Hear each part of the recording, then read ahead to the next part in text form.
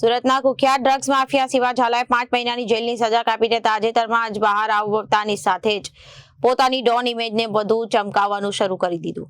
એસઓજીની રાત દિવસની મહેનતથી ધરપકડ થયેલા માફિયા જેલમાંથી છૂટ્યા બાદ ફિલ્મી સ્ટાઇલમાં એન્ટ્રી કરી ફટાકડાના ધુમાડા વચ્ચે લક્ઝરી કારમાંથી ઉતરી અને ગેંગસ્ટર મ્યુઝિક સાથેનો વિડીયો ઇન્સ્ટાગ્રામ પર વાયરલ કરીને સુરત પોલીસને ખુલ્લી ચેલેન્જ આપી હતી। જાહેરમાં ફટાકડા ફોડી રોફ જમાવનાર ડ્રગ્સ માફિયા શિવા ઝાલાએ કાયદાનું ભાન કરાવી સલામતપુરા પોલીસ દ્વારા તેની પાસે માફી મંગાવી કાયદાનો પાઠ ભણાવ્યો હતો।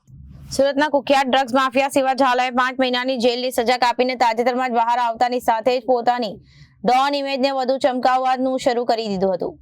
એસઓજીની રાત દિવસની મહેનતથી ધરપકડ કરાયેલા આ માફિયા જેલમાંથી છૂટ્યા બાદ ફિલ્મી સ્ટાઇલમાં એન્ટ્રી કરી ફટાકડાના ધુમાડા વચ્ચે લક્ઝરી કારમાંથી ઉતર્યો અને ગેંગસ્ટર મ્યુઝિક સાથેનો વિડીયો ઇન્સ્ટાગ્રામ પર વાયરલ કરીને સુરત પોલીસને ખુલ્લી ચેલેન્જ આપી।